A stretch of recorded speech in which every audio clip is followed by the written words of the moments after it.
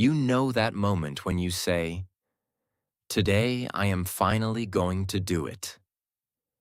You feel a little spark. You open your laptop. You look at the task.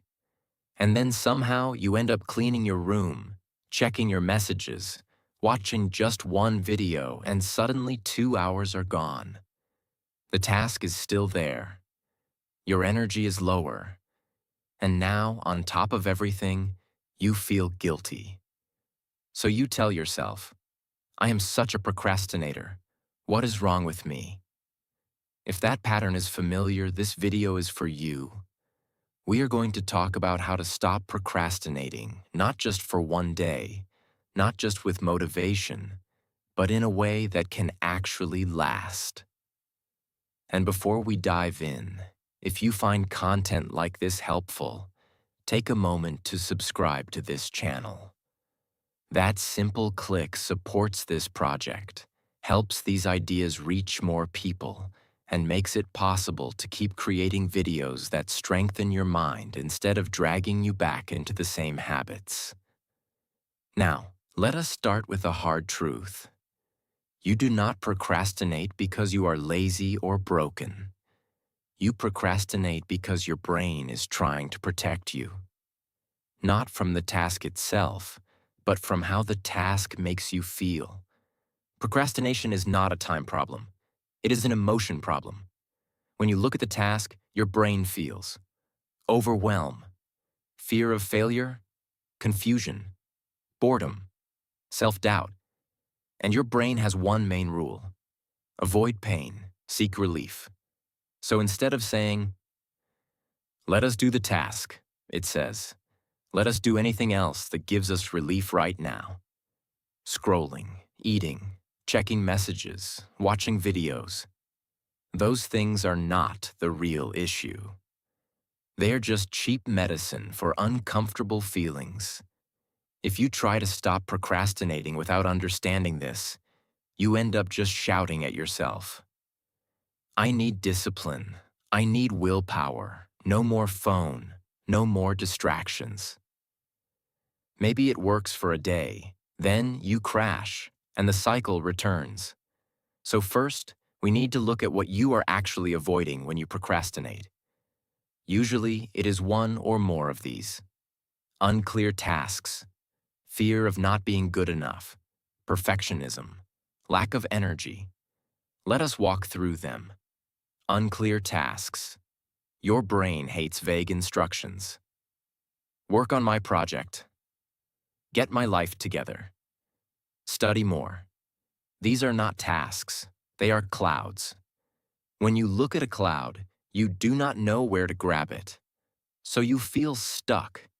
Your brain interprets that stuck feeling as danger, so it runs away into easier activities. To break procrastination, you must stop giving your brain clouds and start giving it tiny, clear steps. Not "work on my project," but open the document and write one rough paragraph. Not "get healthy," but walk for 10 minutes.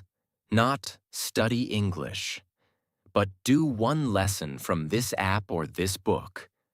The clearer and smaller the step, the less emotional resistance you feel. Your brain knows exactly what start looks like. Fear of not being good enough. Another giant source of procrastination is fear. Not fear of the task, fear of what the task might reveal.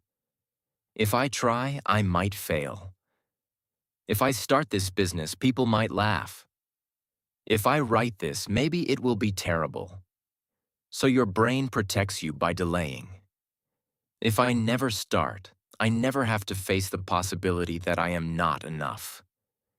It sounds irrational, but at a deep level, your mind thinks it is keeping you safe from shame and rejection. Perfectionism is part of this. You tell yourself, "I will do it when I have more time. I will start when I have the perfect idea. I will create when I feel ready." But ready never comes, Because what you are really waiting for is a guarantee that you will not feel uncomfortable. That guarantee does not exist. Lack of energy. Sometimes you are not procrastinating because of mindset alone.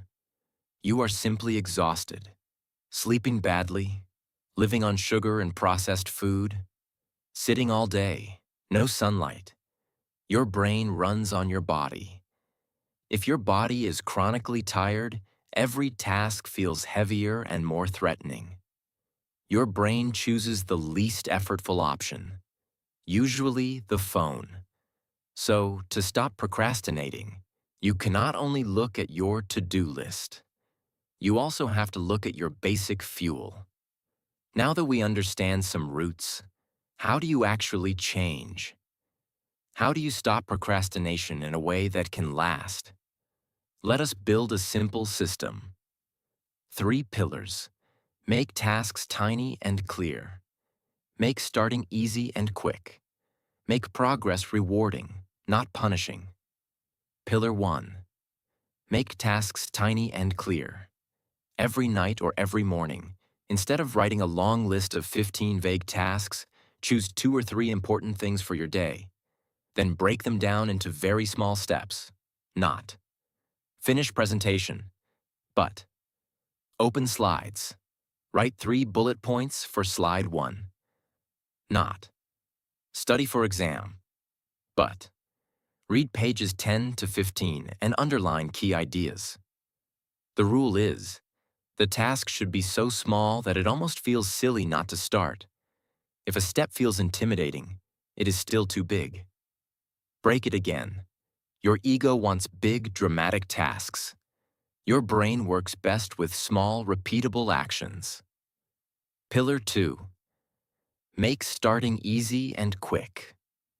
Procrastination happens in the gap between intention and action.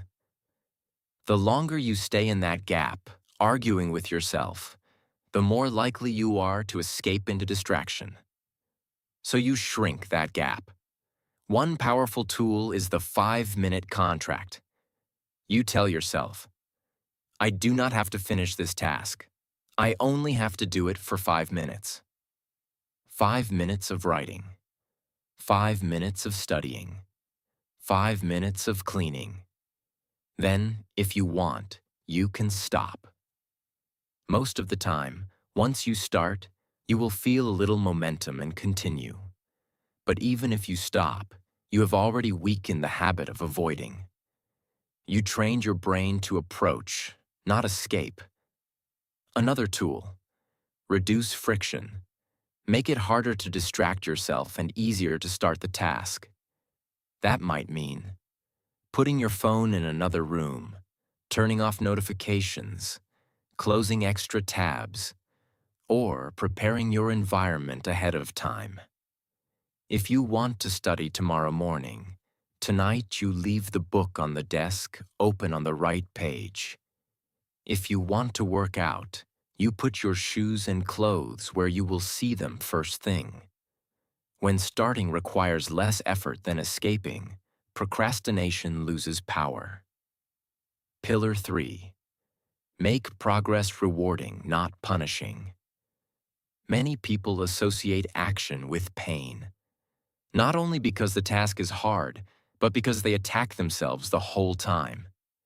You are so behind. This is not good enough. You should have done this weeks ago. So their brain learns. Work equals self-hatred. Of course it wants to avoid it. To change this, you must pair effort with some form of satisfaction, even if the result is not perfect. At the end of the day, instead of only looking at what you did not do, ask, what did I move forward today? Even a little. Maybe you studied for 20 minutes. Maybe you sent 1 important email. Maybe you did 5 push-ups. You acknowledge it. You can even keep a small effort log, a notebook or a note on your phone where you write each day. Today I did this against my procrastination. By doing this, you teach your brain that effort leads to a feeling of progress, not just to criticism.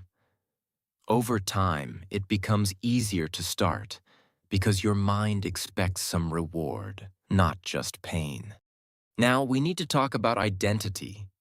As long as you keep saying, I am a procrastinator, I never follow through, I am so lazy, your brain treats that like a script.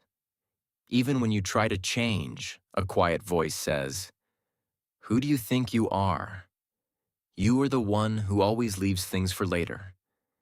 To stop procrastinating forever, you do not need to lie to yourself. But you do need to update your language. Instead of, I am a procrastinator, you say, I have procrastinating habits that I am changing. Instead of, I never finish anything, you say, I am learning to finish more often. It sounds small, but your brain loves consistency. When your words allow change, your actions have room to follow. Another thing, do not aim for never procrastinating again. That phrase is a trap. You will still have days when you delay, when you feel off, when you escape into distractions. The goal is not perfection. The goal is to procrastinate less often for shorter periods and to recover faster. You measure success not by, did I do everything perfectly? But by, when I noticed I was procrastinating, did I take one small step back toward action? That shift alone changes everything. Because guilt keeps you stuck. Curiosity helps you move. Now let us put this all together into a simple daily routine that fights procrastination. Step 1. Choose your big 3. At the start of the day or the night before, choose up to 3 important actions for tomorrow. Not 10, not 20. 3. Break each one into very small, clear steps. Step 2. Schedule a start time, not a finish time. Instead of saying, I will study for 2 hours, say, at 9 a.m. I start reading page 10. Your job is to show up at the start time and do at least 5 minutes. Anything beyond that is a bonus. Step 3. Prepare the environment. Before bed, set up whatever you need for the first task of the next day. So, when you wake up, there's almost no friction between you and starting. Step 4. Use the 5-minute contract. When the time comes and your brain starts negotiating, say, we are only doing 5 minutes. Start the timer. Begin. After 5 minutes, you can decide to continue or to stop.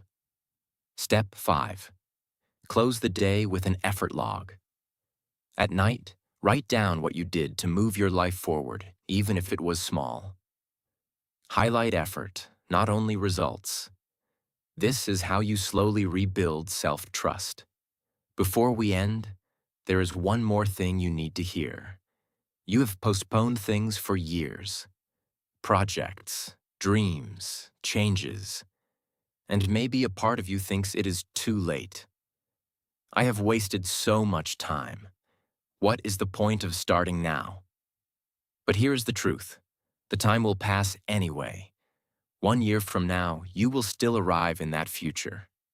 The only question is, will you arrive there having taken small, imperfect steps toward the life you actually want? Or will you arrive there with the same regrets? Because you spent another year waiting to feel ready. You do not need a perfect plan to stop procrastinating. You need one decision. To start before you feel ready. To act while you still feel afraid, uncertain, resistant. Action does not come after motivation. Motivation often comes after action. So the next time you catch yourself about to escape into another distraction, pause, take a breath, ask, what is the smallest possible step I can take right now toward what matters? Then do it for 5 minutes. That tiny act is not just movement on a task. It is a signal to your own mind. I am no longer someone who always runs away. I am someone who shows up, even a little. That is how you stop procrastinating. Not with one huge burst of willpower, but with many small moments of courage that together change the course of your life.